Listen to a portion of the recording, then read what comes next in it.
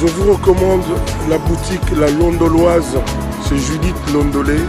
Si vous voulez être classe, chic, être habillé, être admiré. Parole de Mopao Mokonzi.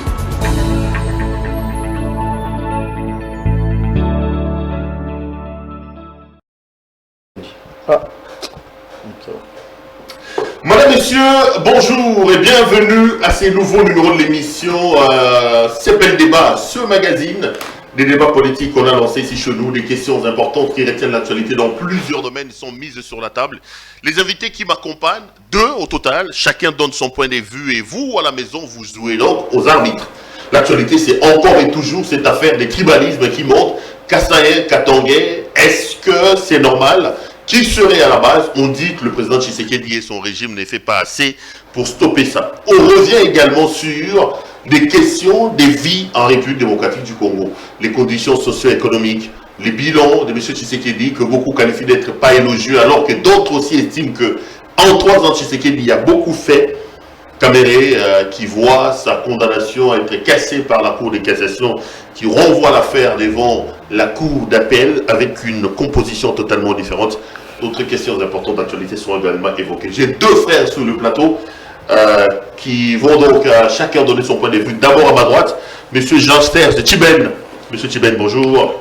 Bonjour, très cher Perrault, merci pour l'invitation. Merci à vous d'avoir répondu spontanément à notre invitation. Je rappelle que vous êtes secrétaire national adjoint chargé de la communication du PPRD. Oui, chargé de la communication et médias. Je salue mon co-débatteur et je salue tous ceux qui nous suivent à la maison. Bon anniversaire à vous. Hein. Le PPRD a fêté son 20e anniversaire. Merci beaucoup. Apparemment, c'est son comeback. L'homme est de retour. Hein. Il a toujours été là, mais cette fois-ci, c'était symbolique. Parce que 20 ans, le PPRD a contribué énormément à la construction de l'architecture politique de ces pays. Il était important que nous puissions avoir un moment de réflexion, d'introspection pour dégager les perspectives d'avenir. Et nous avons un congrès qui va être organisé au mois de mai pour voir comment nous allons cheminer et nous préparer pour des échéances futures concernant les élections et l'avenir de notre parti. J'ai vu les gens critiquer ses sandales. On dit qu'il n'a pas respecté les gens. Il reçoit les cadres, tout le monde était en veste, lui en sandales, en babouche. Est-ce que c'était quand même normal à son rang de se présenter en sandales, en débrayé comme il était là? Je suis très étonné aujourd'hui. Kabila, c'est un ancien chef de l'État. Mais aujourd'hui, ce qui m'étonne, ce qui m'étique, les gens s'intéressent plus à la vie d'un ancien chef de l'État et à ce que fait un ancien chef de l'État, en lieu et place de s'intéresser au chef de l'État qui nous dirige aujourd'hui. On scripte à la rigueur tout ce que Kabila a fait par rapport à ce que tout ce que le chef de l'État actuel a promis et par rapport à tout ce qu'il est en train de faire. Mais je dis, le bureau, la réunion du bureau politique élargi était organisée au bureau privé de GLN, du président national. Ça, c'est un de deux. En sandales, il était chez lui, dans son bureau privé.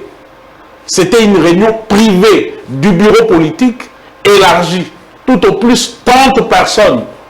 Et en sandales, il pouvait avoir quelque chose sur ses pieds et tout ça. On ne peut pas tout dire à la télévision.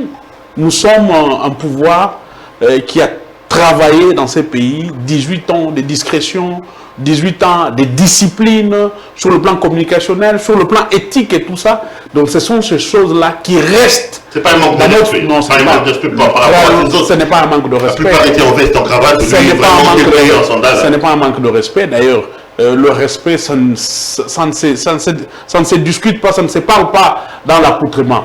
Le respect, c'est dans la considération de la personne. Le respect, c'est dans le dire, dans la manière dont on s'adresse à son adversaire, à son compatriote. Le respect réside dans toutes ces choses-là. Parce que, évidemment, on dit que l'habit ne fait pas la moine, mais on reconnaît un habit le moine par son habit. Donc, l'accoutrement de Joseph Kabila n'a pas choqué ni nous qui étions ce jour-là sans invités dans son bureau privé, ou encore tous ces cadres militants du PPRD qui sont disséminés partout dans la République. Merci beaucoup, j'adore votre chemise.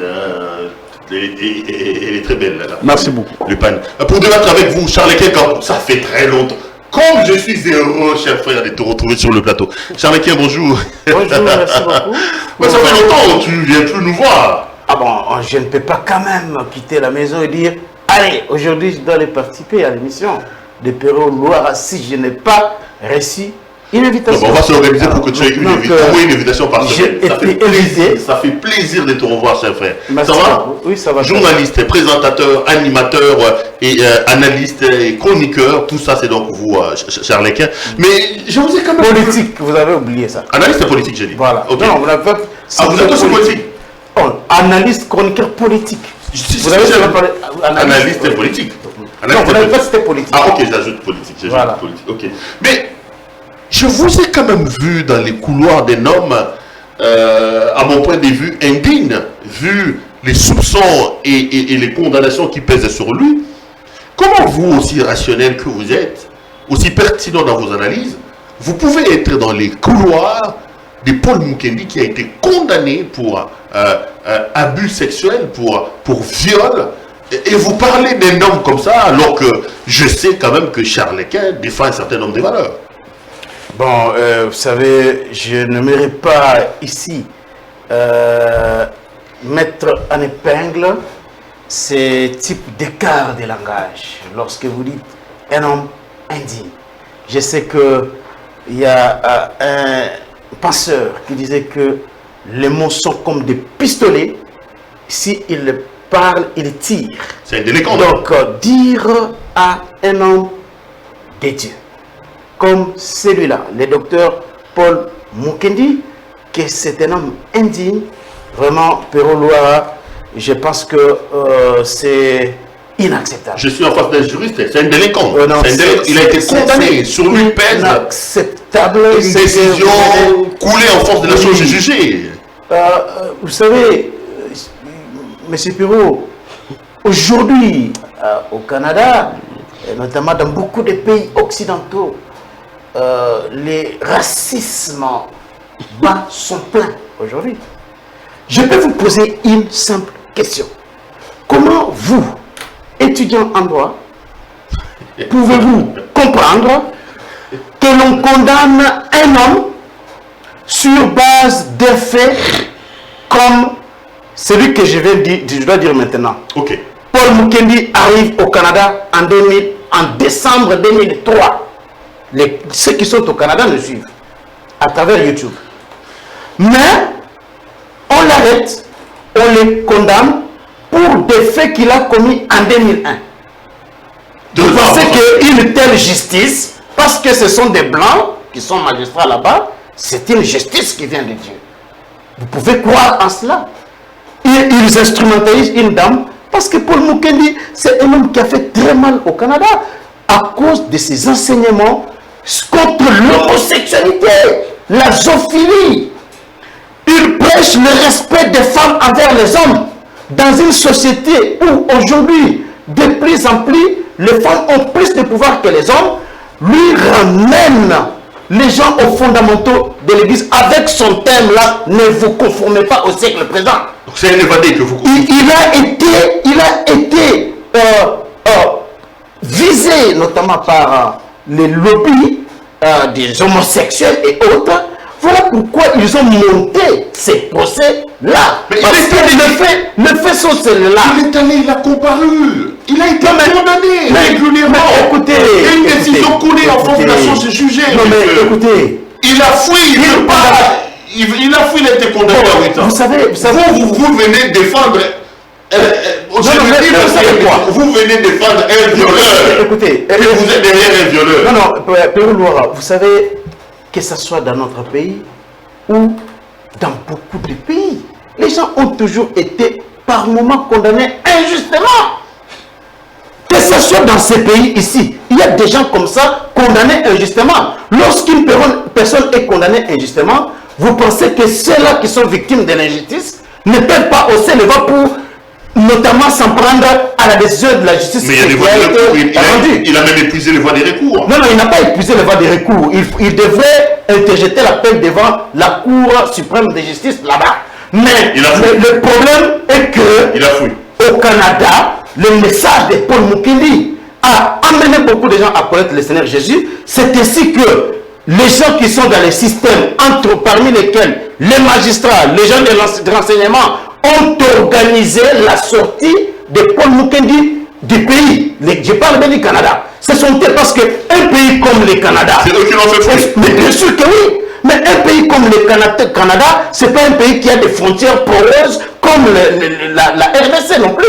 Ce sont eux qui ont vu que l'homme de Dieu était victime de l'injustice parce que tous ces faits ici, ce sont des faits vrais et cela a été rendu public. Non, mais malgré cela, ils ont voulu que Paul Mukendi puisse aller en prison.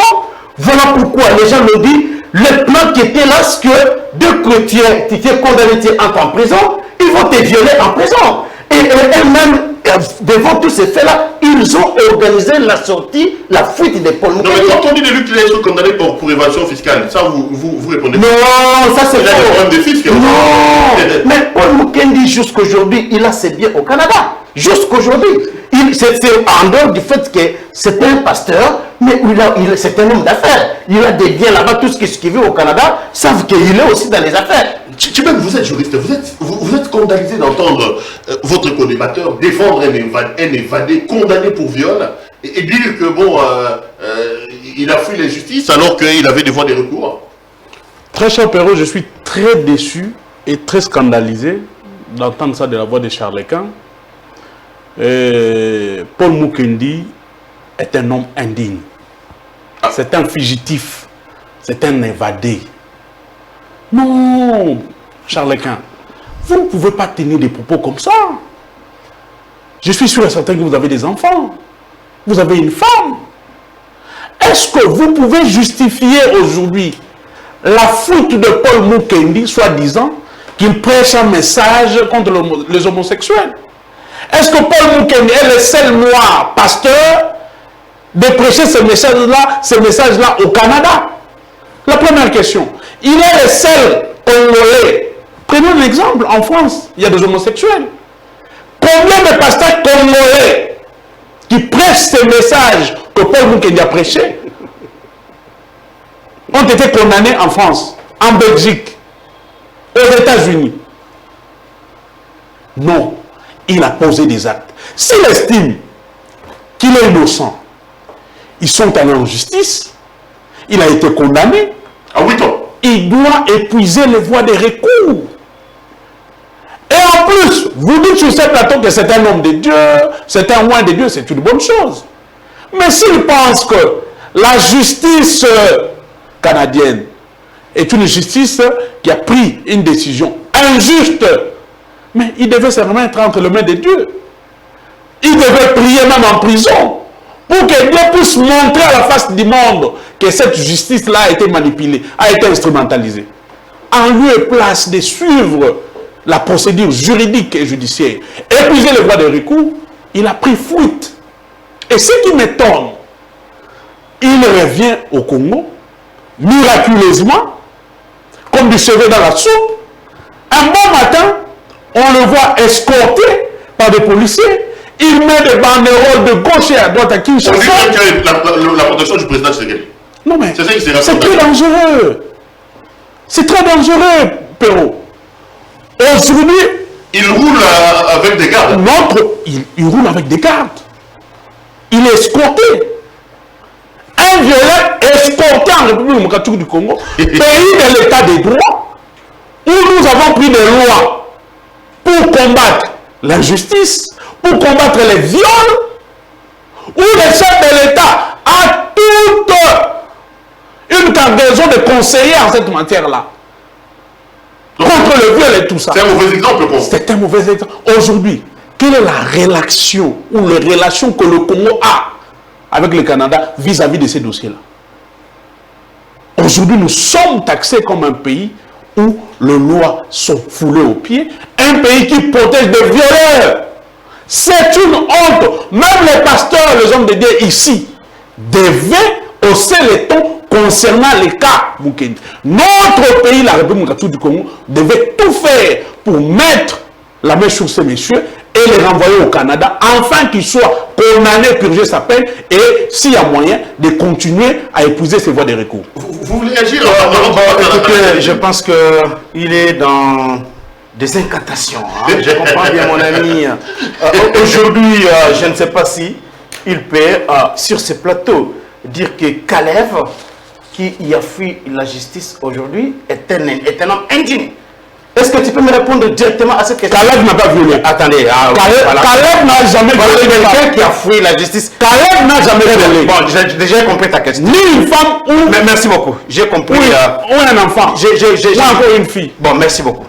Donc, voilà. Il n'a pas le courage de dire que John Numbi, Kalev et tous les Bataclans qui ont fui la justice sont indignes. Mais pour un homme qui a subi des injustices claires au Canada, il dit de lui qu'il est un indigne. Je suis vraiment désolé.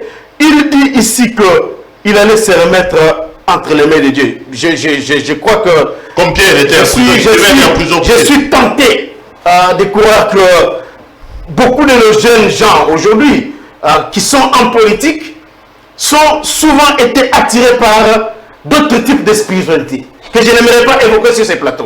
Il me donnerait l'impression d'être de ceux-là qui sont attirés par certains types de spiritualité, parce que sinon, si... Non, je ne dis pas cela. Non, moi je parle. Je ne dis pas cela. Non, mais écoutez, ce n'est pas ce que j'ai dit. Mais sinon, si vraiment il était un peu versé dans les Écritures, il allait comprendre que la Bible elle-même dit que si vous êtes persécuté dans une ville, fuyez cette ville-là, allez dans une autre.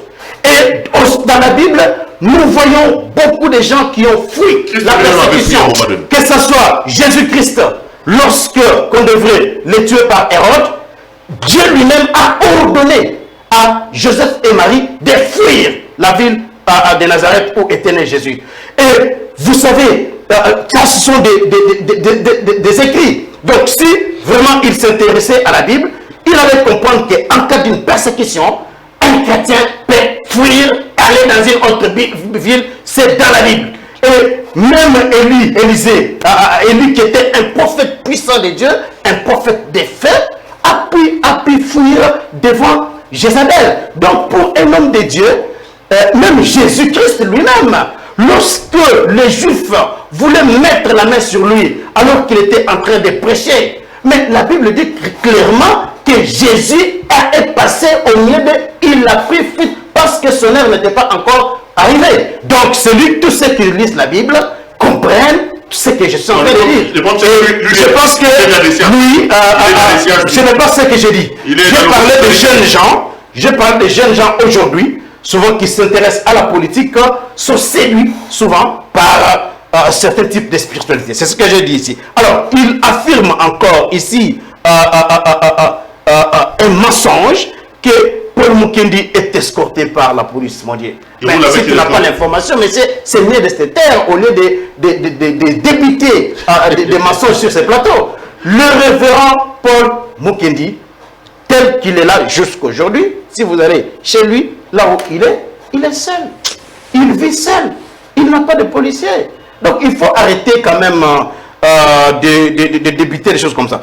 En France, partout, Pérou-Loira, vous savez, aujourd'hui, que l'homophobie, lorsqu'on prêche contre l'homosexualité, le lesbianisme et tout ce que vous savez, on qualifie ça d'homophobie. Et la plupart des gens qui parlent de ça, que ce soit en France, est-ce qu'il peut me citer un seul pasteur congolais qui est influent, qui prêche contre l'homosexualité en France, qui peut me donner son nom? Parce que moi, je suis dans les milieux religieux. Je connais ce qui se passe, que ce soit les Congolais qui sont en France et ailleurs. Moi, je connais parce que je suis dans ces milieux-là. Donc, aujourd'hui, personne ne peut en Occident prêcher contre les homosexuels et être à l'abri de poursuites judiciaires. C'est impossible. D'accord, d'accord. Il a noté, je vais vous donner la parole, vous allez réagir. Allons dans l'actualité. Charles, quelle actualité à l'heure où nous parlons? C'est cette affaire de tribalisme qui monte à gauche et à droite, avec en toile de fond les propos tenus par Mme Dominique Mounongo. Il y en a qui disent que les propos ont été sortis de leur contexte. Il y en a aussi qui estiment que nous en sommes là parce que Tshisekedi au pouvoir, il ne donne pas les signaux, des indices sérieux de sa volonté à lutter contre la corruption. Comment, plutôt le tribalisme, comment vous jugez cette montée de plus en plus accrue des questions de tribalisme dans le pays? Bon, est-ce que je peux dire aujourd'hui qu'il y a une montée du tribalisme au pays comme si la question du tribalisme ne s'est jamais posée dans ce pays? J'ai dit non. Pourquoi? Parce que nous savons que depuis toujours dans ce pays, cette question s'est toujours posée.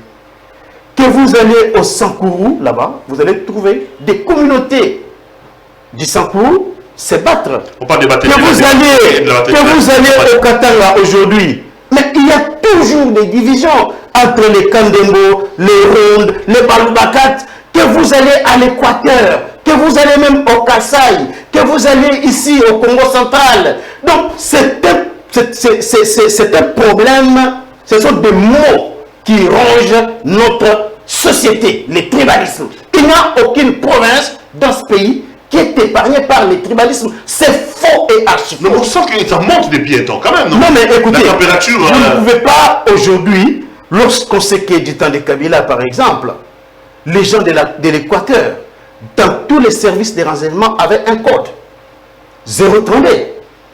Ils ont été maltraités ici du temps de Kabila. Tout le monde le sait. Est-ce que moi je peux dire qu'à l'époque, il y avait une montée de tribalisme? Mais ce que je peux dire, c'est quoi par rapport à cette question? C'est vrai que je n'aime pas parler de ces questions-là parce que je suis d'accord avec celui qui a toujours dit que la meilleure façon de lutter contre les tribalismes, c'est de ne plus en parler. Et moi, depuis un certain temps, je pense que parce que nous aimons notre pays, parce que nous voulons conserver l'unité de ce pays, nous devons carrément mettre une croix sur les débats qui touchent à la montée, à l'exacerbation du tribalisme. On doit carrément ne pas parler de ça et ça pourra nous avancer. Mais parce que vous avez posé la question, moi, j'ai dit ceci. Dans tous les pays du monde, il y a toujours des gens qui ont toujours été indexés d'une manière ou d'une autre. Et les Kassaïens, dans ce pays, l'ont toujours été. C'est vrai que l'autre fois, on avait parlé de ça ici. Les Kassaïens ont été toujours indexés à tort ou à raison. À cause notamment, oui, à cause notamment de certains comportements qui ne sont pas des bons comportements. Ça, on doit le dire. Les Kassaïens ont des défauts, tout comme les Bakongo ont les leurs, les Bangala, ainsi de suite. Chaque groupe ethnique dans ce pays a des défauts. Alors, aujourd'hui, est-ce qu'on assiste à la montée du tribalisme? Parce que vous avez évoqué le cas de la députée Dominique Mounongo. Moi, je pense que lorsqu'on qu'on occupe un certain statut dans la société, on doit éviter d'attiser inutilement les feux. Parce que parler avec dédain des Kassaïens, du fait qu'ils mangent les chiens, en public, tout le monde sait que les Kassaïens mangent les chiens. Mais lorsqu'on parle ça avec un certain dédain, là ça peut poser problème. Mais parler tout simplement avec gentillesse aux Kassaïens qu'ils mangent les chiens, ça ne peut poser aucun problème. Et même tous ceux qui mangent les serpents, lorsque vous parlez avec dédain au peuple qui mange les serpents parce que vous les dédainez parce qu'ils mangent ça, ça peut poser problème. Donc, elle est libre de s'exprimer, mais il faut toujours savoir la manière. Pour vous, il n'a pas péché. Donc, pour moi, je pense que le problème se pose à la manière dont elle a parlé. Elle a parlé un peu de manière péjorative. Lorsqu'elle dit, par exemple, que nous, au Katanga, hein, on nous demande les chiens sont nos amis et tout ça, et que vous voyez d'autres venez chez vous commencer à manger les chiens. vous comprenez tout ce que c'est péjoratif. Parce que elle a dit que dans leur tribu, ils ne mangent pas les poissons. Est-ce que si aujourd'hui, elle vient à Kinshasa et qu'elle trouve les Quinois en train de manger les poissons et que les Quinois parlent avec dédain du fait qu'elle ne mange pas les poissons, est-ce qu'elle sera contente d'entendre un tel discours? Donc moi je pense que ce n'est pas bon à un certain niveau de se lancer dans de tels discours. Alors maintenant, on parle aussi du déplacement massif des Kassaïens au Katanga. Moi je suis contre cette histoire-là. Parce que le déplacement. Les déplacements, vous êtes Kassaïen comme moi. Est-ce que vous êtes fiers, vous êtes contents de voir un tel déplacement? Qui est ce Kassaïen-là qui peut être fier aujourd'hui de voir des gens aller au Katanga comme s'ils allaient, je ne sais pas, aux États-Unis ou bien en France, là où les gens sont bien payés? Et qu'est-ce qu'ils ont au Katanga là-bas? Ils ont quoi? Ils auront des emplois au Katanga. Le Katanga, c'est la RDC. La pauvreté qu'il y a chez les Congolais de l'Équateur ou, je ne sais pas, du Bas-Congo, c'est la même pauvreté qu'il y a au Katanga. Un enseignant du Katanga n'est pas mieux payé que l'enseignant de l'Équateur. Un fonctionnaire de Colosie n'est pas mieux payé que le fonctionnaire du Bandundu. Tous ceux qui vivent, qui sont dans la fonction publique au Katanga, ils n'ont pas un pouvoir d'achat plus élevé que ceux qui vivent ailleurs. Donc aujourd'hui, ce déplacement-là est une honte. Il n'y a aucun Kassaïen qui peut supporter ça. Mais maintenant, nous devons aussi examiner les causes de ces déplacements. C'est ça, justement, j'allais poser la question. Est-ce que ce n'est pas la faute de Tshisekedi? Non, mais vous dites que lui-même, j'étais avec Claude Monisso qui dit que le premier tribaliste, c'est Tshisekedi lui-même, parce qu'il n'a pas donné des signaux contre les tribalistes, mais il a nommé dans son cabinet 80%, tout ça. Et puis deuxièmement, Tshisekedi n'a pas porté l'espoir, non seulement dans le pays dans son ensemble, mais aussi chez lui au Kassai. Bon, donc le premier responsable de la situation, c'est Félix Tshisekedi. Bon, écoutez, aujourd'hui, dire qu'il y a 80% des Kassaïens dans les cabinets de Tshisekedi, c'est faux et archi faux. C'est faux et archi faux. Nous pouvons prendre la liste de ceux qui travaillent à la présidence de la République. Vous verrez qu'il n'y a pas 80%. Ça, ce sont des exagérations. Ce n'est pas veulent ternir l'image de Tshisekedi. Ce n'est pas Tshisekedi qui est responsable de ça. Regardez les directeurs des cabinets du président de la République, ses adjoints, ses différents adjoints. Il y a combien de Kassaïens là-bas? C'est faux et archi faux. C'est faux. Est-ce que vous pouvez me citer ici 15 conseillers Tshisekedi de Kassaïens? 15. Vous pouvez les citer, vous ne les connaissez même pas. Mais vous appuyez seulement sur tout ce que les gens racontent pour nuire au président de la République. Vous ne pouvez pas me produire ici la liste des 30 ou 40 conseillers de sécurité du Kassaïen. Vous n'allez pas le faire. Que je le pose. Maintenant, non mais qui ici, il est là, qu'il sorte la liste. On va examiner. Pas Tshisekedi. Non, moi j'ai dit c'est faux. Okay. Il y a beaucoup de Kassaïens dans les cabinets de Tshisekedi, mais c'est pas 80. Alors ça c'est le premier aspect. Le deuxième aspect, est-ce qu'aujourd'hui, il faut que Tshisekedi puisse d'abord, parce que les Kassaïens se déplacent en masse, il faut d'abord qu'il commence à développer les Kassaïs au détriment des autres provinces, comme Mata Tampogno l'a fait avec les Maniema. Mais c'est en ce moment-là qu'il sera encore beaucoup plus accusé des tribalistes. Donc, moi, je suis d'accord qu'il y ait développement partout à travers les pays, notamment avec ce projet de 145 territoires qui vient redonner l'espoir au peuple congolais. Mais je dois revenir sur cette question parce qu'il a parlé pendant 7 minutes. Est-ce que vous pensez que Tshisekedi est responsable de ce qui arrive? Quelle est votre analyse, votre lecture de la situation des tribalismes qui montent autant dans le pays? Cher Perrault, vous allez me laisser quelques minutes, je vais quand même faire un recadrage par rapport à ces fameux pasteurs. Vous allez revenir encore? Non, je suis très déçu. Chacun ne peut pas dire aujourd'hui qu'il y a des jeunes, des gens qui sont en politique, qui sont d'une certaine spiritualité. C'est-à-dire que je suis plus chrétien que lui. Je suis un chrétien catholique, croyant et pratiquant. Vous n'êtes pas dans la franc-maçonnerie? Je n'ai jamais été ni dans la franc-maçonnerie, moins encore dans toutes ces sciences occultes-là qu'il prétend, où beaucoup de jeunes sont là. Je veux dire ceci. Il ne peut pas comparer la fuite de Jésus à la fuite d'un certain Paul Mukendi. Tu ne peux pas comparer la fuite de tous ces hommes que tu as cités ici. Parce que ces gens-là se sont battus pour des causes justes. La persécution de Jésus, Jésus s'est battu pour des causes justes, nobles. Paul Mukendi, c'est un fugitif. S'il estime que c'est un innocent, le Canada est un pays organisé, structuré, où il y a la justice, il devait épuiser les voies de recours. La persécution dont tu parles ici, de quelle persécution? J'accepte qu'un homme de Dieu soit persécuté pour des causes justes, nobles, de valeur. Je les soutiendrai. Mais je ne trouve aucune valeur dans le chef de ces fameux pasteurs qui fait tapage ici avec des banderoles de 3, 10 mètres, 25 mètres pour ne rien dire.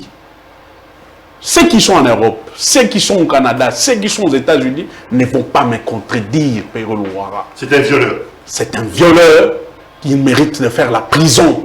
Et c'est une honte pour nous, République du Congo, d'avoir hébergé un violeur. Au moment où nous avons pris des lois pour combattre ces fléaux-là. Okay. Deuxièmement, ceux qui sont beaucoup... Je ne me mettrai pas sur votre plateau pour citer les noms de ceux pasteurs congolais qui font la fierté du Congo en prêchant la bonne évangile en Europe, qui combattent l'homosexualité. Comme qui, par exemple? Non, je ne viens pas faire la... Vous ne les connaissez pas, deux. Oh, s'il vous plaît. Vous les connaissez pas. Soyez quand même civilisés. Je vous ai laissé parler. Vous m'avez interrompu. Je ne sais pas. Vous m'avez posé une question. Vous m'avez posé une question. Je vous ai dit que Caleb n'a jamais violé une fille. Et Caleb, les actes qu'il a posés ici en tant qu'AG de l'année, c'est dans le cadre des services. C'est comme demain. Si vous dites que vous allez poursuivre un jour ou autre, ils ont posé des actes, ils étaient couverts dans le cadre de leur service. Et si c'est le cas, vous estimez que Caleb va poser des actes, qu'il faut le nuire, qu'il faut l'arrêter, demain aussi. Ceux qui viennent moi après 2023, parce que vous avez sensiblement échoué, lamentablement échoué, on posera aussi des actes pour pourchasser ou pour arrêter le nouveau âgé de l'année. Parce qu'aujourd'hui, les journalistes sont persécutés. Les hommes politiques sont arrêtés injustement, incarcérés en prison. Donc, c'est un faux débat. Parlons du tribalisme. Non, Péro Louara. Je vais donner des preuves et je vais en faire une petite histoire, rentrer un peu dans l'historique et dans la sociologie. Okay. Le Congo est un mosaïque de peuples, des tribus et des ethnies. Ces pays, République du Congo, nous sommes devenus un pays parce qu'on a mis ces tribus, ces ethnies, ces mosaïques de peuples-là ensemble pour que nous puissions former aujourd'hui ce qu'on appelle République démocratique du Congo. Mais le fait que nous soyons ensemble par la volonté de la Constitution, par la volonté de loi du droit positif, ne nous empêche pas que nous puissions respecter les us et coutumes de chaque tribu et de chaque ethnie. Pourquoi je dis cela? Si nos amis Kassaïens, nos frères Kassaïens, pour qui je n'ai pas beaucoup de problèmes, je n'ai jamais été tribaliste. Je pense que manger un chien, c'est un luxe, c'est bien, c'est une bonne viande pour eux. Mais sachez aussi que le fait que vous mangez les chiens sur la place publique peut frustrer les autres ethnies. Ça peut heurter certaines sensibilités. Ça peut heurter certaines sensibilités des ethnies qui ne sont pas forcément de l'espace Louba ou de l'espace Kassai. Et vous avez dans nos us et coutumes ce qu'on appelle les interdits. Chacun le sait.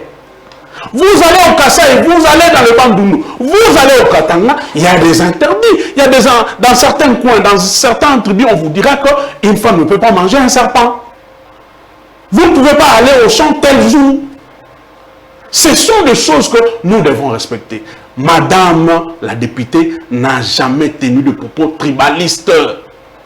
Il n'a jamais dit que le Katanga n'appartient pas au Louba, c'est faux. Elle a dit seulement que vous êtes nos frères. Quand vous venez chez nous, soyez modérés, respectez nos us et coutumes. Mais les Kassaïens sont chez eux aussi au Katanga. Je ne refuse pas. Si vous quittez chez vous, Je ne refuse pas. Je ne refuse. Ce n'est pas contre la Constitution. Vous quittez chez vous. Nous sommes à Kinshasa. Charles Quint est à Kinshasa. Kinshasa ne nous appartient pas. Il y a des autochtones qui sont ici à Kinshasa. Les Tekoumou, ce sont des propriétés de Kinshasa. Et si un Tekoumou qui te dit que je suis chez moi, en quoi est-ce qu'il est tribaliste? Moi, du fait que je suis à Kinshasa, je dois oublier mes origines. Est-ce que je dois refuser que je suis du Congo? Quand je vais à Congo ou je suis à Congo, je dis que je suis chez moi, je deviens tribaliste. Ah mais pourquoi vous avez reproché à Tshisekedi de faire des deux matchs? Non.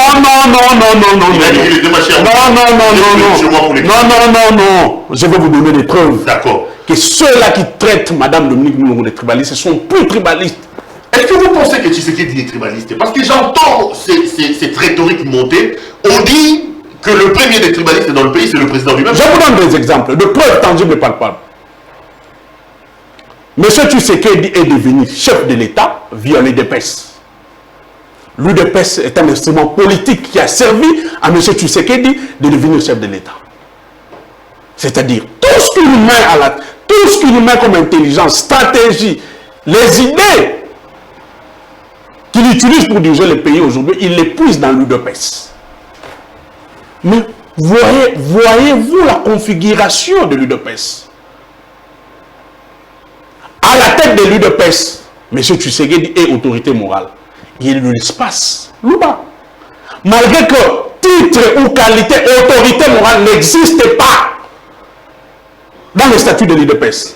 Celui qui vient après lui, c'était M. Kaboun de l'espace Kassai. M. Kabouya de l'espace Kassai. Chulumbaï de l'espace Kassai. Peter Kazadi. Wakenda, tout ça. Vous prenez toute l'architecture de l'UDPS, du sommet jusqu'en bas. Ce sont des Kassaïens qui gèrent le parti.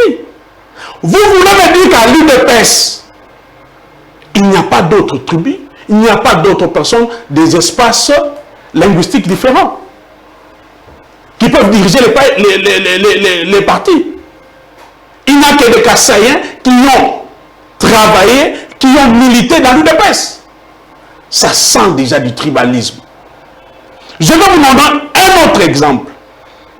Monsieur en face de moi, Charles Quint, me dit que je ne peux pas citer 15 personnes autour de Tshisekedi, des Kassaïens. Je vais vous les citer. François Beya, espace Kassai. Monsieur Boukassa, espace Kassai. Topa Mukengesai, espace Kassai. Jean-Claude Kaboumou, espace Kassai. Badi Banga Kaboumou, espace Kassai. Vidi Etimanga, espace Kassai. Bestine Kazadi, espace Kassai. Abedeyo Chilanda, espace Kassai. Alexandre Kaimbe, espace Kassai. Michel Moulumba, espace Kassai. Michel Moulumba, espace Kassai. Roger Kamaba, espace Kassai. Kaloubi Marcel, espace Kassai. Marcelin Bilum, espace Kassai. David Moukeba, espace Kassai. Madame Kalilouda, espace Kassai. Patrick Loabeya, espace Rémi Kankou, espace Kassai. Kazadi Moui, espace Kassai. Alain Tati Bilolo, espace Kassai. Taylor Oubanga, espace Kassai. François Manga, espace Kassai. C'est combien? S'il vous plaît, c'est au-delà de 15. Si on m'accorde des minutes ici sur cette table, s'il vous plaît. Si on m'accorde des minutes, je peux aller jusqu'à 50 ou 60. Des Kassaïens. Des Kassaïens. Mais accorder les minutes. Dans les minutes. Oh, s'il vous plaît. Dans les minutes. Non, dans les minutes, s'il vous plaît. Non, dans les minutes. Je peux aller prendre. Oui, bien sûr, dans les minutes, continuez, s'il vous plaît. S'il vous plaît. Il ne faut pas me déranger, je vais. Non, c'est pas vous déranger. Vous comprenez que la liste est très longue. Non, tu sais qu'il lui-même, c'est un tribaliste. C'est un tribaliste né. Je vais vous donner un autre exemple.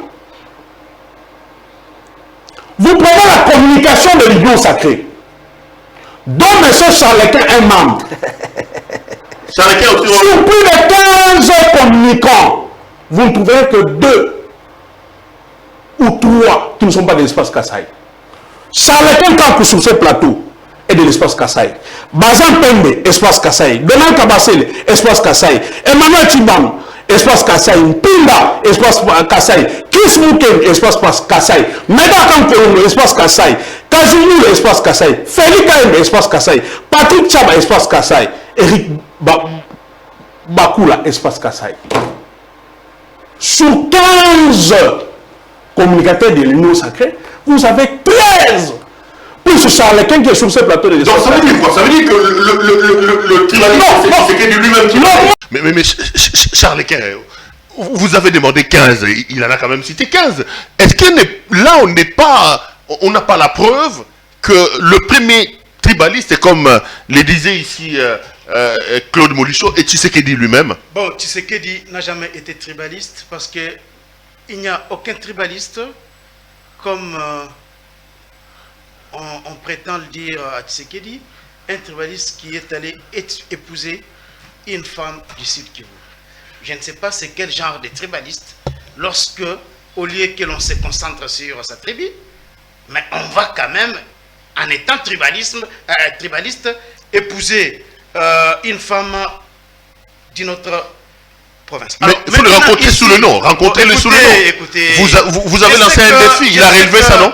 Je sais qu'il a Jean-Serge Chiben et tous ses compères ont été formatés pour verser trop dans la manipulation, surtout en ces temps ici. Je sais qu'ils ont suivi des formations, des manipulations. Mais c'est faux et archi faux. Ils ont été ici des gens à annoncer à la face du monde que dans les cabinets de Tshisekedi, il y a plus de 1000 personnes. Ils l'ont toujours dit. Est-ce que s'il présente ici 13 personnes sur 1000 personnes dans les cabinets de Tshisekedi, c'est ça les tribalistes. C'est ça les tribalismes. Je suis désolé. Je suis désolé. Donc c'est comme si dans le cabinet du président de la République, parce que lui est kassaïen, sur 800 membres ou 1000 membres de son cabinet, il ne peut pas ne fût-ce qu'avoir 13 ou 15 membres. Malheureusement, je lui ai donné le temps ici pour qu'il puisse nous produire la liste des 50 et vous allez voir qu'il ne pourra pas produire la liste parce que d'abord tout ce qu'il a dit ici, beaucoup de nos ce sont des faux noms.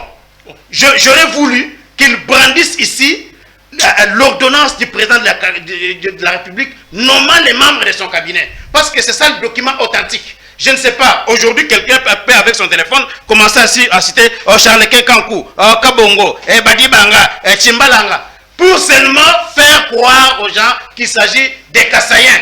Voilà pourquoi j'ai dit que ce sont des gens qui ont été formés dans la manipulation pour intoxiquer les gens. Les cabinets du président de la République, Perrault Louara, vous connaissez tous qui sont là-bas, le directeur de cabinet, adjoint et tout ça, il y a si c'est un ou deux Kassaïens là-bas. Tous les restes ne sont pas du Kassai. Donc ça, ce sont de la manipulation, tout simplement. Alors, parce qu'il a parlé, j'aimerais quand même placer un mot par rapport à ce que je comprends les complexes d'infériorité que beaucoup de Noirs ont toujours envers les Blancs, et c'est le cas avec Jean-Serge Tiben, lorsqu'il croit que la justice au Canada, c'est la justice du Dieu Tout-Puissant, et que les haies ne peuvent jamais verser dans la justice. Vous voulez encore revenir sur Paul Moukene? Oui, je comprends, c'est du complexe, c'est du complexe. Et il faut s'informer. Il y a beaucoup de... Regardez ce qui se passe aujourd'hui en France. Dans la plupart des gens qui sont en prison, ce sont des Noirs. Il suffit qu'un Noir commette pose un tout petit acte. Cela est amplifié pour démontrer comment l'immigration des Noirs en France, ça pose beaucoup de problèmes. Les banditismes, ce sont des Noirs. Tous les mal du pays, ce sont des Noirs. Et vous avez même suivi lors de la campagne électorale en France comment Marion Maréchal disait que d'ici 2050, la France sera africaine. Ils ont inventé avec Éric Zemmour les théories du grand remplacement, des fausses théories que beaucoup d'autres ont prouvé que cela était faux. Je comprends les complexes de mon ami qui pense que là-bas, au Canada et dans tous les pays des Blancs là, tout est OK, donc il ne peut y avoir aucun brin d'injustice. Je suis vraiment désolé de voir ces messieurs dire des choses comme ça. Je parle bien de Jean-Serge Tibet. Il parle des journalistes persécutés. Qui sont ces journalistes-là persécutés? Il y a combien de journalistes en prison aujourd'hui du temps de Tshisekedi? Mais du temps de Kabila, nous avons enregistré beaucoup d'assassinats. Bapoua Mwamba, vous savez, Namas Mijimbo, Franck Ngike. La liste est très très longue. On a vu des gens célèbres du temps de Kabila ici, célèbres parce qu'ils tuaient les gens en les mettant des sachets à vivre pour les étouffer. Et vous savez, du procès célèbre que nous avons dans ce pays, c'était sur du temps de Joseph Kabila. Donc il n'a pas de leçons à donner sur ce domaine-là. M. Jean-Serge est en train de défendre sur ce plateau. Je suis vraiment désolé. Est-ce que le fait de manger la viande des chiens sur la place publique, cela est une infraction? Cela blesse les susceptibilités de certaines personnes. Donc il faut désormais commencer à manger la viande des chiens en cachette. Parce que ça blesse les gens. Non, ça c'est... il n'y a pas autre chose à qualifier si ce n'est pas de la haine. Je ne sais pas si quel est l'autre concept qu'on peut coller à un tel discours. Les Chinois au monde sont les grands mangeurs des chiens. Et lorsque vous allez au Katanga, il y a beaucoup de Chinois. Je pense qu'en tant que jeunes, nous devons aimer ces pays et privilégier surtout l'union, l'unité du peuple et laisser tous ceux-là qui sont déjà perdus, qui ont déjà d'autres programmations dans leur tête, verser dans ces discours. Mais nous devons privilégier l'unité nationale. Il dit ici que l'UDPS est un parti tribal. Mais vous avez tous suivi la déclaration de Henri Magie. Henri Magie, nous pouvons produire même, vous avez suivi, et c'est vous, Péro Loira, qui avez reçu Henri Magie. Lorsque Henri Magie était en train de déplorer les tribalismes qu'il y avait au sein du PPRD, c'était vous, Péro Loira, qui avez reçu Henri Magie. Donc, on ne peut pas nous donner de telles leçons ici. À l'UDPS, nous savons tous le contexte dans lequel Tshisekedi est arrivé au pouvoir. L'UDPS, au sein de l'UDPS, régorgeait les gens de toutes les provinces. Mais malheureusement, au fur et à mesure que le pouvoir traînait à être conquis par l'UDPS, beaucoup de gens ont fui. Son maître aujourd'hui, Ramazan Sadari, beaucoup de gens étaient à l'UDPS. Son grand-père, c'est le fils de Mbouakem. Tu sais que c'est le petit-fils de Mbouakem? Oui, ben je sais. Oui, même son grand-père est parti aussi. Il était dans l'UDPS. Il est parti aussi. Aujourd'hui, il est arrivé que lorsque Tshisekedi a accédé au pouvoir, il y avait quand même certaines personnes qui étaient tout autour de Félix Tshisekedi. Il n'y avait que de Balouba. Il y avait dans son entourage immédiat. Que le Balouba. Parce que la plupart de ceux qui étaient là avaient fui, ils étaient allés dans d'autres partis politiques. Il n'est resté qu'avec les Balouba, ça tu reconnais. La majorité des proches collaborateurs c'était de Balouba. Tshisekedi et même de Tshisekedi, la majorité était de Balouba. Ah, okay. Parce qu'il y a eu beaucoup de départs au sein de l'UDPS. Les gens ne supportaient pas la famine, la faim au sein de l'UDPS. Ils sont allés un peu dans d'autres partis politiques où il y avait le pouvoir et c'était des majors, ces partis politiques-là. Voilà pourquoi, lorsque Tshisekedi est arrivé au pouvoir, il y avait ces gens-là qui étaient là. Je termine par là. Okay. Donc, aujourd'hui, moi, j'ai toujours dit qu'il faut beaucoup de réformes au sein de l'UDPS.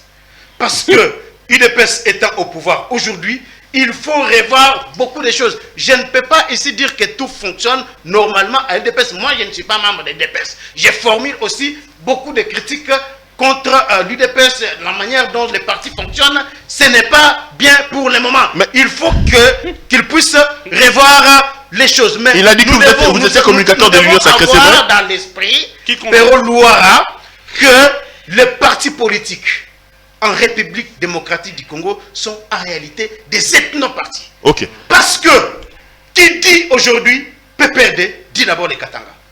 Qui dit Palou dit d'abord les Bandundu et les Bapende. Qui dit les MLC dit d'abord l'Équateur. Donc ces partis-là ont d'abord comme fer de lance, comme bastion, leur province. Nous sommes encore les Africains, et ce n'est pas seulement le cas au Congo. Que vous alliez en Afrique du Sud, que vous alliez en Côte d'Ivoire, que vous alliez au Kenya, que vous alliez dans beaucoup de pays africains, vous allez voir que les gens s'identifient toujours à leur leader de leur province. Donc ce n'est pas une exception au Congo. Mais la jeune génération des politiciens qui arrivent, notamment les Serge Siben, les Perrault Louara, qui demain sera certainement un candidat en 2023.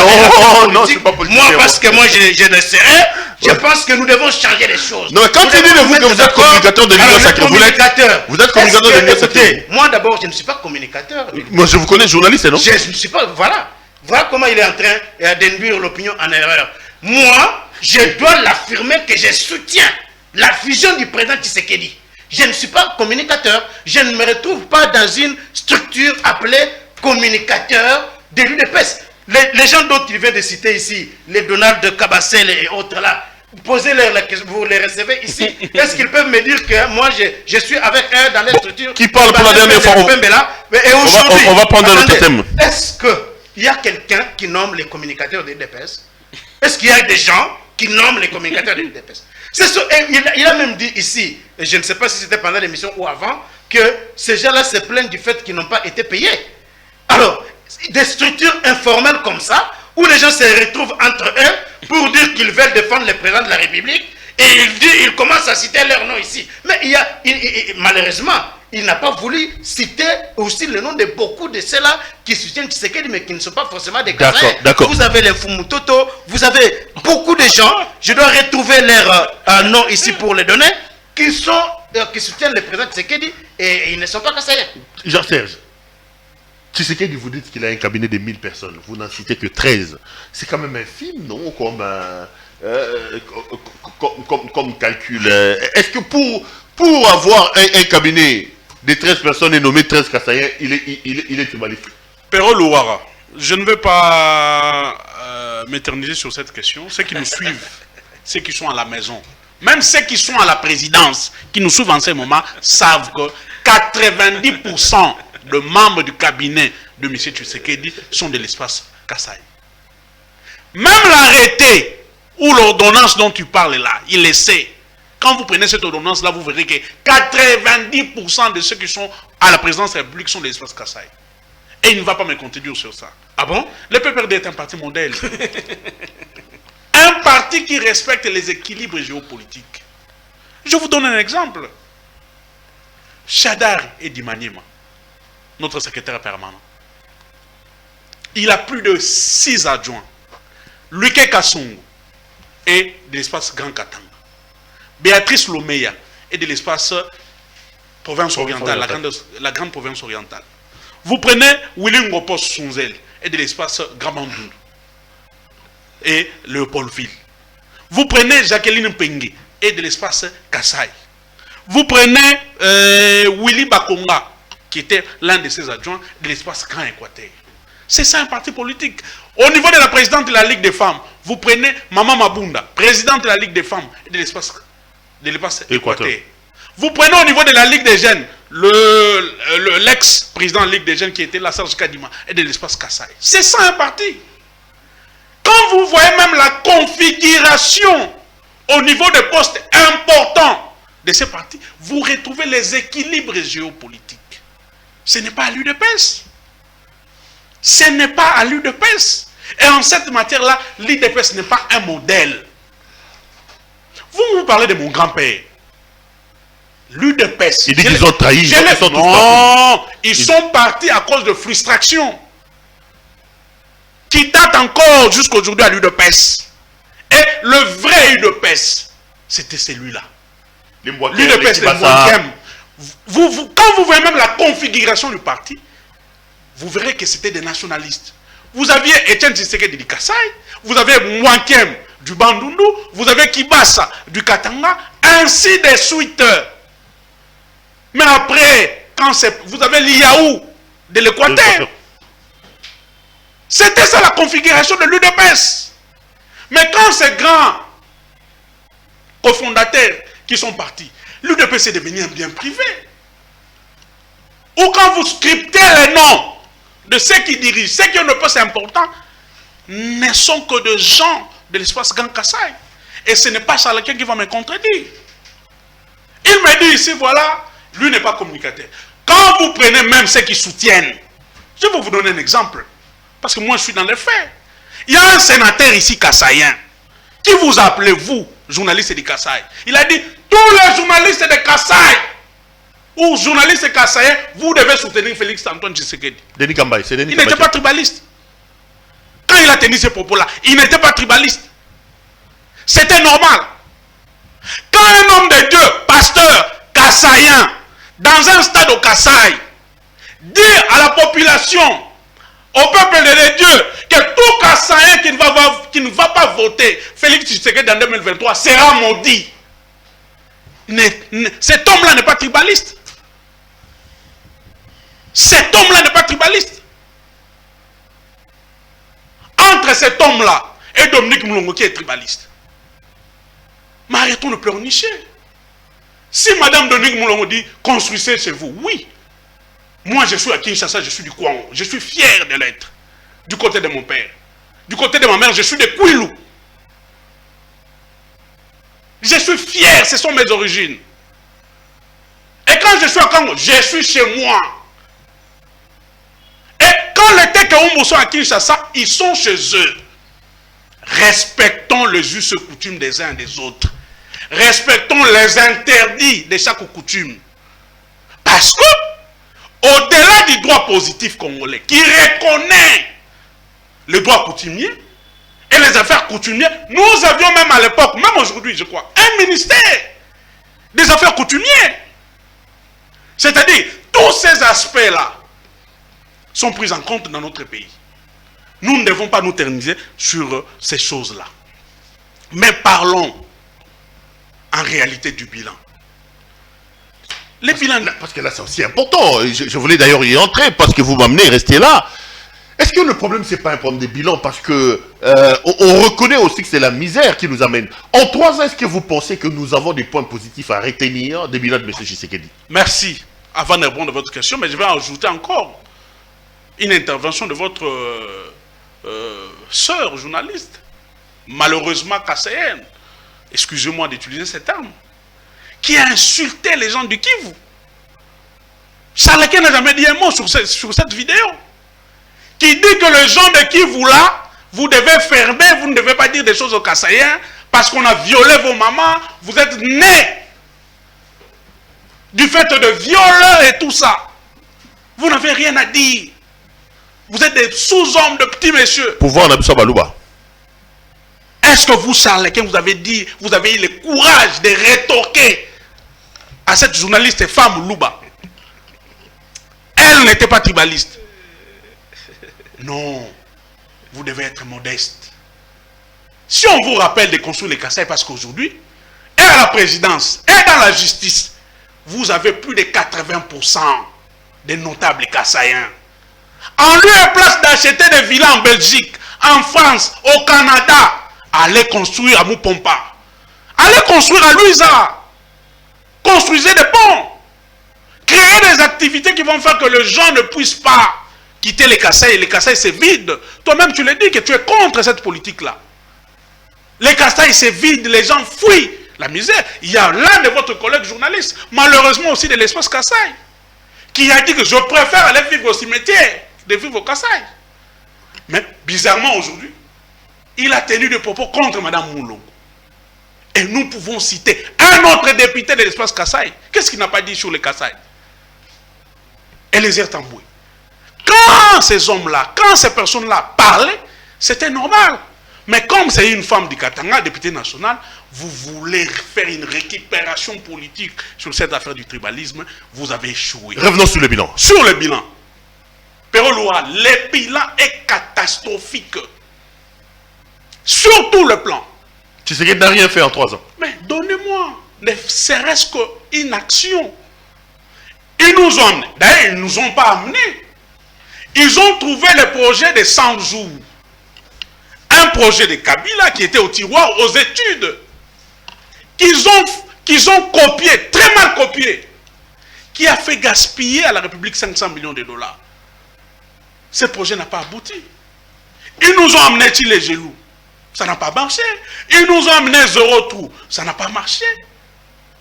Donnez-moi un seul projet qui a réussi avec le régime Tshisekedi. Et d'ailleurs, quand vous allez très loin. Le dernier discours du chef de l'État ici, sur l'état de la nation, lui-même a reconnu que la plupart des projets que lui-même a initiés et son cabinet ont un problème de faiblesse de pilotage et de coordination. Donc pour vous, le bilan de Tshisekedi, rien. Le bilan de M. Tshisekedi est un bilan catastrophique. Il a échoué sur tout le plan. Et en 2023, nous dirons à M. Charles Lequin et tous ceux qui soutiennent M. Tshisekedi de dire à M. Tshisekedi de ne pas postuler, parce que s'il postule, il sera bâti à plat de couture, parce que même au Kasaï, ses propres frères, les Machamou Menou, ne voteront pas pour lui. Charles Lequin, qu'est-ce que Tshisekedi a fait dans le pays en 3 ans? Il dit que le bilan il est chaotique et qu'en 2023, il ne faut absolument pas voter pour Tshisekedi. Bon, écoutez, je pense que il a dit que les gens sont partis de l'UDPS à cause des frustrations, qu'il est frustré parce que à l'époque, l'UDPS n'était pas dirigé par un Kassaïen. L'UDPS regroupait les intelligences, les intelligences brutes de ces pays. Les Bouankem, les Liao, ils étaient nombreux. Les Kibasa Maliba. Ils sont partis pourquoi? Pourquoi Étienne Tshisekedi est resté seul à l'UDPS? Est-ce que c'est Étienne Tshisekedi qui chassait tous ces gens-là? Est-ce que c'est lui qui créait la frustration? Est-ce qu'à l'époque, l'UDPS était un parti des Kassaïens? Est-ce que l'UDPS était un parti des Kassaïens à l'époque? Ils sont partis pourquoi? Étienne Tshisekedi est resté un homme dynamique. Il est resté un homme correct. Voilà pourquoi son leadership avait émergé au sein de l'UDPS. Mais chemin faisant, Pérou Louara, les gens ont préféré aller à la Majoire. Ils ont laissé Tshisekedi. Étienne Tshisekedi seul. Donc, du temps de Tshisekedi, mais il y a eu beaucoup de gens qui étaient à l'UDPS, que ce soit de Valentin Moubake, que ce soit de Rémi Massamba, que l'on parle de Bomaza, que l'on parle de Gaston Dido. Il y avait beaucoup de gens au sein de l'UDPS. Mais toutes ces personnes-là, souvenez-vous que les Bomanza, ils sont allés rejoindre Jean-Pierre Bemba. Les Eve Bazaïba, ils sont allés rejoindre Jean-Pierre Bemba à cause des raisons que nous avons évoquées ici. Des raisons donc, pour des raisons que nous avons évoquées ici. Donc, moi, aujourd'hui, vouloir faire croire à l'opinion que l'UDPS a toujours été un parti tribal, c'est faux et archi faux. Alors, maintenant, il dit qu'il faut respecter les us et coutumes des gens. Donc, le fait de manger les chiens, est-ce qu'il y a une coutume dans notre pays ici qui interdit à d'autres peuples de ne pas manger les chiens? Mais il est du Congo, au Bandundu, on mange les serpents. Si moi je le trouve en train de manger les serpents, il y a une nourriture de chez lui, je dois le prendre en aversion parce que chez lui au Congo, il mange les serpents. Chez nous, on ne mange pas les serpents. Est-ce que c'est pour autant, si je le vois en train de manger les serpents à la place publique, je dois lui en vouloir pour ça? C'est ça le pays que nous voulons construire. Ça n'a pas de sens. Ça n'a pas de sens, s'il vous plaît. Donc, moi, je pense que nous ne pouvons pas nous en vouloir à cause de la nourriture. Et chez eux, ils peuvent manger les serpents. Moi, je ne trouverais pas un problème en cela. Donc, se cacher derrière une telle nourriture pour peut-être exprimer certains états d'âme, moi, je pense que c'est condamnable. Nous devons privilégier l'unité nationale. Et je n'aimerais pas un jour revenir encore sur ces plateaux, Péreux Loira, pour parler des choses de tribalisme, ça m'indispose. Okay. Nous voulons lutter pour que nous restions ensemble. Mais ici, il y a une question importante que mon ami a évoquée. Construisez chez vous. Mais chez vous, c'est où, s'il vous plaît? Nous savons, est-ce qu'aujourd'hui, au Kasaï, pourquoi il y a une crise aiguë aujourd'hui au Kasaï? Mais c'est parce que l'AMIBA ne fonctionne pas. Qui a mis l'AMIBA par terre? Mais c'est Joseph Kabila. C'est Joseph Kabila qui a mis l'AMIBA par terre. Mouzé Laurent Désiré Kabila est venu dans ce pays. Il a trouvé l'AMIBA fonctionner à plein régime. Et c'est l'AMIBA qui avait soutenu les efforts de la guerre de Mouzé Laurent Désiré Kabila. Est-ce qu'à l'époque de Mouzé Laurent Désiré Kabila, on parlait de ces déplacements massifs vers les Katanga? comme l'Amiba est le poumon économique du Kasaï, une fois que l'Amiba ne fonctionne pas, ça peut poser problème. Aujourd'hui, dans beaucoup de provinces, il n'y a pas assez de... mais personne n'a pas Tshisekedi de les remettre en marche, non?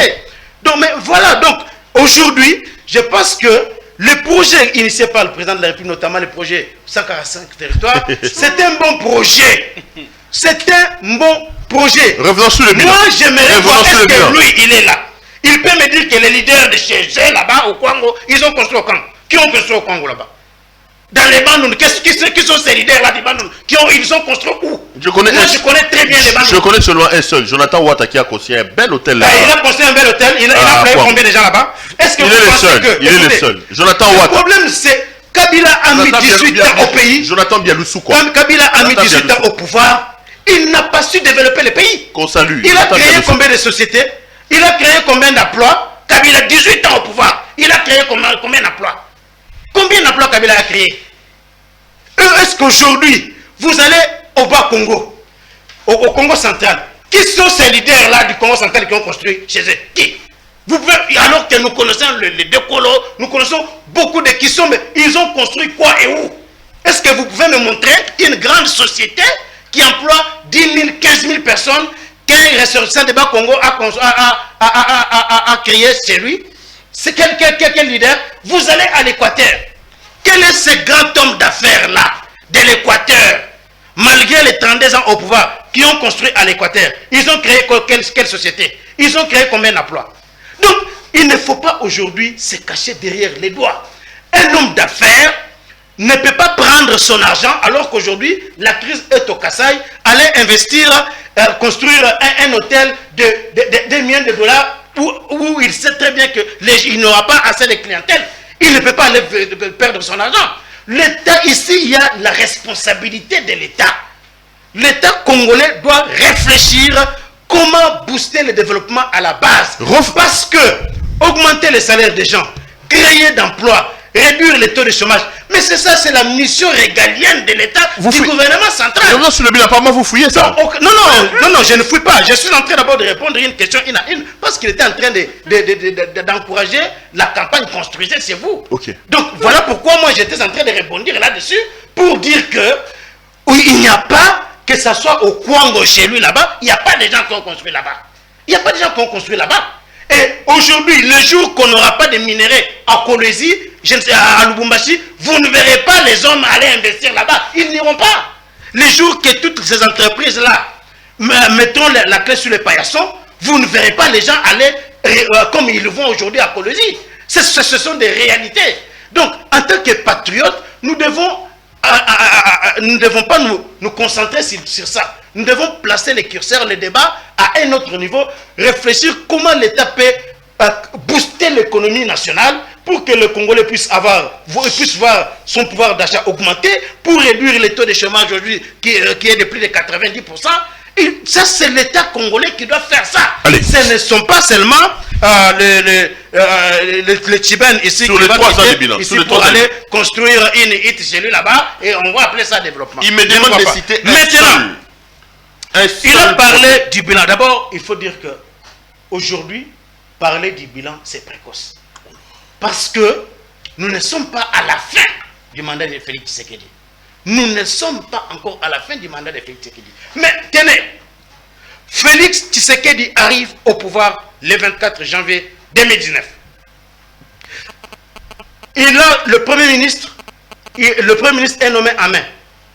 C'est au mois de septembre que ce Premier ministre est investi.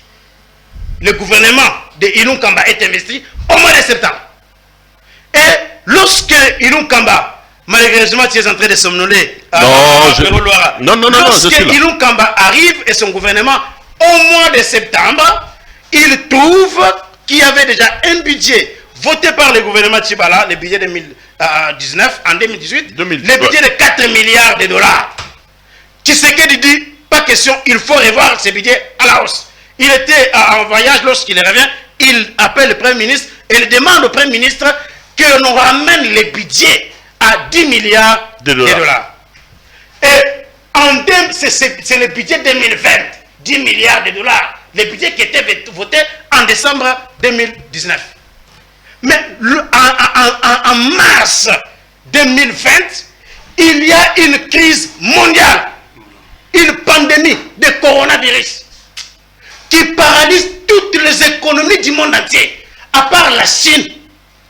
Toutes les autres économies étaient en récession. Nous ne sommes pas ici en France ou en Grande-Bretagne ou aux États-Unis. Et souvenez-vous que Donald Trump a fait les frais de cela. Donc, toutes les économies du monde entier étaient paralysées. Il n'y avait rien qui marchait en 2020. Tu sais qu'il allait faire, il allait faire quoi? Il allait faire quoi? Mais regardez, la seule année où Tshisekedi a eu les mains libres, où il n'a pas vu le mandataire qu'il avait lui-même nommé être bloqué par un ministre de portefeuille, comme ce fut le cas dans l'Union FCC Cash, en 2021, non seulement que le gouvernement Sama Lukonde atteint les assignations budgétaires, mais les dépasse pour la première fois en ressources propres. Pour la première fois en ressources propres, la RDC mobilise 7 milliards de dollars. Donc le bilan est positif. Ça n'a jamais été fait depuis 1960. Donc le bilan est positif. Non, attendez, mais je suis en train de vous répondre à votre question. Allons-y. Je suis en train de répondre à votre question. Allons-y. Vous allez me citer quel est ce gouvernement-là depuis 1960 qui a réalisé une telle performance. C'est quel gouvernement? C'est quel gouvernement? Donc, tu sais qu'il dit en 2021, où il a eu les mains libres, où il n'a pas marché sur un chemin parsemé de pots de banane que jetait à tout moment les FCC, regardez comment il a fait. Il a réalisé des exploits. Parce que j'ai entendu, j'ai suivi un brillant avocat qui était sur ce plateau, qui vantait Sélé à la Bouli. Mais je m'en moque. Je suis désolé de voir un homme de ce niveau-là. Je parle bien de Laurent Onyemba, en train de brandir les mérites de Sélé à la Bouli. Cet homme-là qui signait, qui a occasionné les exonérations dérogatoires qui ont avoisiné, qui étaient estimés à plus de 4 milliards de dollars. Nous avons tous suivi les rapports dressés par ce vaillant compatriote Gilles Alinguetti. Hein? Cet homme aujourd'hui qui fait des merveilles, alors que hier on a connu des Caleb et les autres qui tuaient les gens. Celui qui était excellent, renommé en tuerie, en assassinat, des sanguinaires. Mais aujourd'hui, sous le régime de Tshisekedi, nous voyons des gens comme ça qui deviennent célèbres parce qu'ils luttent contre la corruption, parce qu'ils traquent les voleurs. On retient quoi? Les voleurs que Kabila a laissés. On retient quoi? Alors, maintenant, le bilan de Tshisekedi est positif. Écoutez, je suis en train de vous répondre. Tshisekedi a décrété la gratuité de l'enseignement. Mesure consacrée dans la Constitution du 18 février 2006, mais qui souffrait d'application. Parce qu'à l'époque, le gouvernement qui était en place ne pouvait pas se mettre la corde au cou, Pérou-Loire, d'accepter de prendre en charge les ménages congolais. Et l'enveloppe pour la gratuité estimée à 1,3 milliard de dollars. Le gouvernement n'acceptait pas cela. Mais Tshisekedi arrive, il initie cette réforme-là pour qu'on mette ça en application. Les gens peuvent crier partout, oh, il y a peuplement, surpeuplement des élèves dans les écoles. Mais c'est ici en Kinshasa. Et les études ont démontré que c'est à peine, pas même 1% d'écoles où on a retrouvé ces cas-là. Mais en province, dans le Congo profond, où il y avait une forte déperdition scolaire, où les parents n'étaient pas en mesure de payer le fisc 2500 francs, $1,5 comme Minerva de leurs enfants. Mais tous ces parents-là aujourd'hui sont libres, ils envoient leurs enfants à l'école. Donc vous allez me dire que ça, ce n'est pas un bilan. Quelqu'un qui arrive, qui investit dans l'homme, qui met le doigt là où il faut le mettre, parce que vous ne pouvez pas oublier que la première richesse d'un pays, c'est le savoir. Et Tshisekedi a investi à l'homme en mettant en application la gratuité d'enseignement. Cet argent-là aurait pu servir à faire autre chose. Mais il a mis ça dans l'homme pour investir dans l'homme. Donc ça, c'est un point positif. Alors maintenant, vous avez évoqué, non mais vous m'avez posé la question de citer les points, je suis en train de vous citer les points. Je vous cite les points aujourd'hui. Il y a la mobilisation des recettes telles que l'on n'a jamais connu ça. Vous en avez parlé. C'est un point positif. Vous en avez parlé. Aujourd'hui, il y a augmentation des salaires des militaires je crois que je dois prendre mon téléphone là pour vous rendre les tableaux. Je pense que vous allez prendre ça pour mettre ça lorsque je serai en train de parler au montage. On va mettre les tableaux. Il y a augmentation des salaires des militaires. Il y a augmentation des salaires des enseignants. Il y a augmentation des salaires des fonctionnaires de l'État. Aujourd'hui, alors que dans beaucoup d'entreprises publiques, on ne payait pas les gens. Aujourd'hui, dans toutes les entreprises, sauf à l'ONATRA, tout le monde est payé. Il n'y a pas de pomme de salaire aujourd'hui. Il n'y a pas de pomme de salaire. Mais ça, c'est le bilan de Félix Tshisekedi. Des gens qui disent qu'il n'a pas fait quelque chose, c'est parce qu'ils veulent seulement intoxiquer les gens. Mais pourquoi vous Il y a des constructions. Mais ce que j'ai dit là est Pourquoi vous rigolez? Ce que j'ai dit là est vérifiable. Attendez, mais pourquoi vous rigolez alors que ce qu'il dit est vérifiable? C'est ce que j'ai dit là est Vrai ou faux, vérifiable. la gratuité de l'enseignement existe. Vrai ou faux, on a augmenté les Minerva, les salaires des enseignants, des militaires, des agents, des fonctionnaires de l'État. Attendez. Vrai ou Non, faux? je ne crie pas, je donne Vrai les ou faits. faux? Non, mais rencontrez-les sur les faits qu'il met sur la table parce que vous dites que le bilan de Tshisekedi est nul. Très chers compatriotes, je vais vous donner des preuves. Je pense que M. Charles-Quint est ailleurs. Il vit en France. Il ne connaît pas ce qui se passe dans ces pays. Il me parle de la mobilisation, de la fameuse mobilisation de recettes, de 7 milliards que le Congo n'a jamais connu. C'est contradictoire, c'est versatile. Un pays où il y a mobilisation de recettes de plus de 7 milliards, je vous informe que les championnats congolais, les championnats d'élite, va prendre fin bientôt parce que le gouvernement est incapable de mobiliser les moyens pour que ces championnats puissent continuer. S'il vous plaît, je ne t'ai pas jeté quand tu parlais. Non, mais je ne t'ai pas interrompu. Un gouvernement qui a mobilisé les recettes, mais est incapable de donner quelques miettes, pas des millions, quelques miettes à la Linafoot pour que les équipes se déplacent. C'est contradictoire et versatile. Un gouvernement qui a mobilisé les recettes, les entreprises qui mobilisent les recettes, leurs syndicats sont en grève. Pas plus qu'il y a 3 jours. Ils sont en train de revendiquer le prime qu'on devait leur donner. Ce M. Kazadi, il n'a jamais donné. Un gouvernement qui fait des efforts de 7 milliards, 3 ans que M. Tshisekedi est au pouvoir, on n'a jamais doté les militaires. Kosomba Teni, le Lona Boti n'est pas policier, ça devient une COP. COP. Il y a mobilisation des recettes de 7 milliards.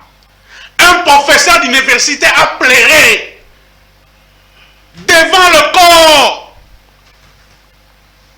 de son frère, de son collègue, unanime. Parce qu'il dit que aujourd'hui les professeurs d'université ne sont pas payés. Leurs primes et tout ce qu'ils touchaient aujourd'hui ne représente absolument rien. Alors que Joseph Kabila avait laissé un professeur d'université avec un salaire de $2000. Un magistrat avec un salaire de $1500. Il y a eu mobilisation de recettes. Congo Airways a une dette de $30 millions.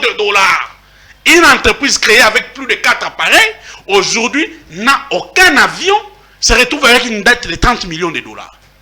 Aujourd'hui, Kenya Airways, là où ils sont partis, monsieur le Charles-Quint ici, ils sont partis faire un contrat de leasing. Que Kenya Airways a mis fin aujourd'hui pour cause d'insolvabilité du gouvernement. Le Congo, à travers son premier ministre protocolaire, Sama Lukonde et l'Union sacrée, doivent à Kenya Airways plus de $60 millions. Il n'y a pas l'argent. Kenya Airways a pris ses avions. On nous parle de la mobilisation des recettes. Mais soyez humbles, vous deviez avoir honte. Les policiers ne sont pas payés. Les gens qui travaillent jour et nuit, les gens qui ont été employés ici, au ministère de la Santé, pour se battre contre le Covid. On m'a dit que ça fait 8 mois qu'ils sont pas payés. 9 mois d'impayement. De quelle mobilisation voulons-nous parler? Les députés nationaux, les députés provinciaux de Kouango et de Kouilou de chez moi sont morts ici. On les a appelés pour cette fameuse escroquerie à ciel ouvert de 145 territoires.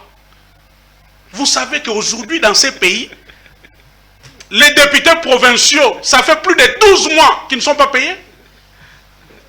Les députés provinciaux, sur toute l'étendue de la République démocratique du Congo, ne sont pas payés pendant 12 mois. Où va l'argent? En réalité, ce sont des preuves que je voulais vous faire voir et faire voir aux Congolais qu'il n'y a pas eu mobilisation des recettes. C'est une farce. S'il y avait mobilisation des recettes, Kadima qui a la CENI nous a dit qu'il n'a pas de moyens pour lancer sa fameuse feuille de route pour des élections en 2023. Il a dit qu'il n'a jamais reçu le moyen concernant son programme, concernant sa feuille de route. Le monsieur, le centre de la fameuse mobilisation des recettes était où? Monsieur Charles-Quint Kankou sur ces plateaux. Donner de l'argent à monsieur Kadima pour l'organisation des élections. Donner de l'argent à l'armée. L'armée devait recevoir 900 000 $ pour mettre en œuvre sa politique concernant l'état de siège. L'armée de la RDC ne reçoit que 250 000 $ par mois. Bon, l'argent que vous mobilisez là, va où? Dans vos poches ou dans vos voyages? Si nous qui sommes en guerre contre le Rwanda, contre le M23, l'armée vous demande que vous devez donner 900 000 $ et vous êtes à peine en train de donner 250 000 $ sur ce plateau, M. Perrault, vous voulez nous dire qu'il y a eu une mobilisation de recettes dans ce pays? Dans ce pays, vous voulez nous dire que les choses marchent? Non. Les médecins sont en grève. Le professeur d'université, les assistants ici, dans les institutions publiques, étaient partis en grève il n'y a même pas une semaine. Les enseignants à l'école primaire, l'incompétent détenu Mouaba a appelé les banques syndicales de l'EPST ici, à Mboué-la-Lodge. Les résultats sont où? Sont-ils payés aujourd'hui? Les NI, à qui vous avez promis de payer 750 000 francs, 500 000 francs, sont-ils payés aujourd'hui?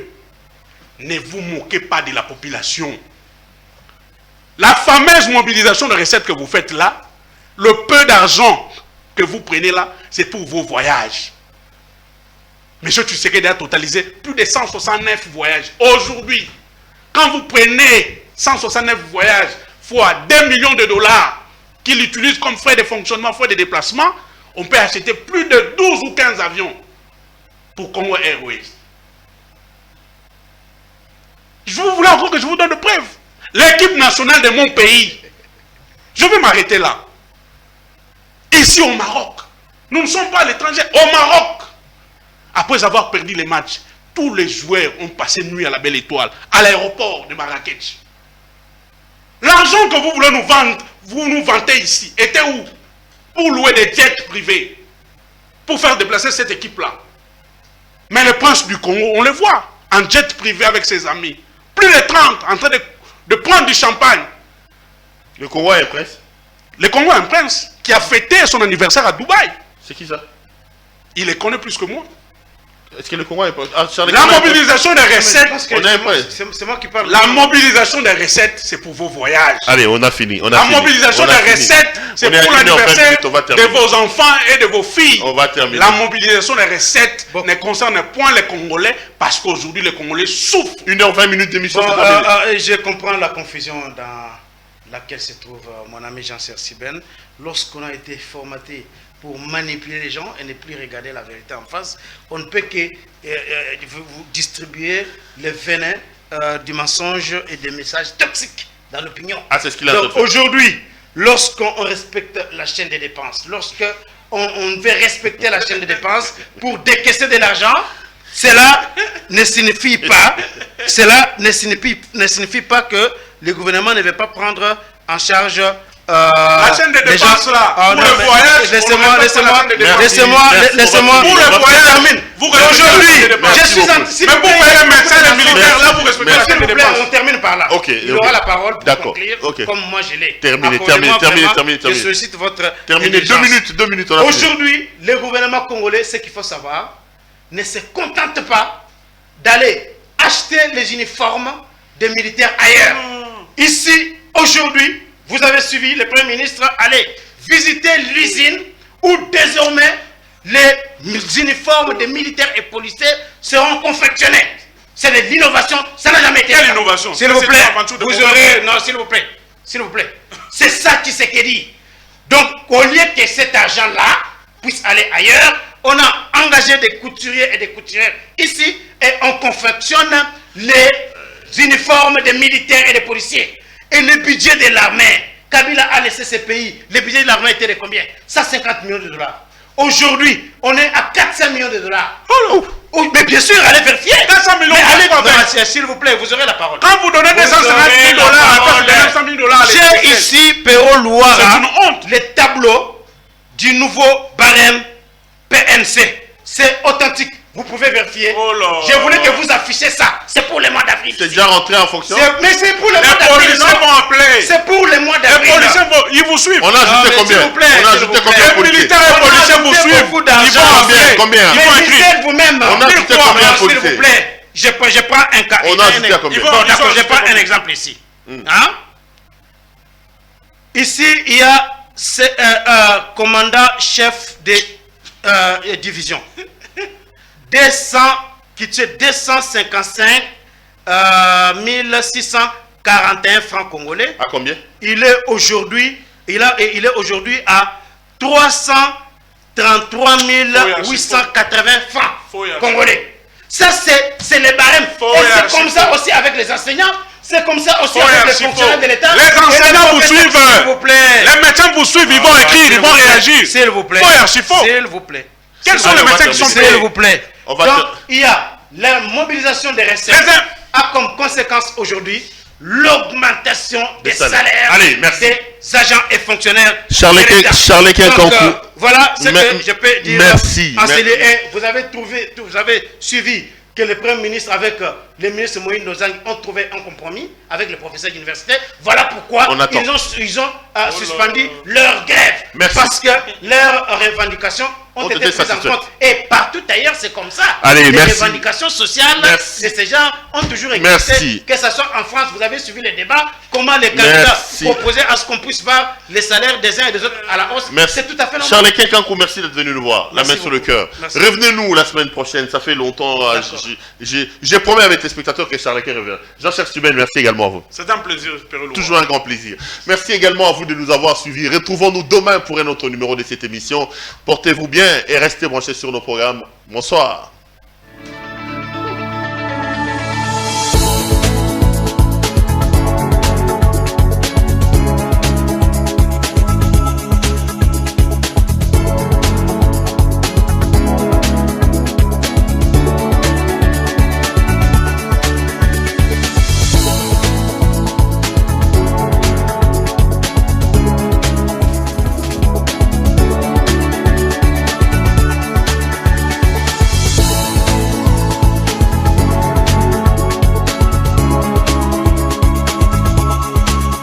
Je vous recommande la boutique La Londoloise, c'est Judith Londolé. Si vous voulez être classe, chic, être habillé, être admiré. Parole de Mopao Mokonzi.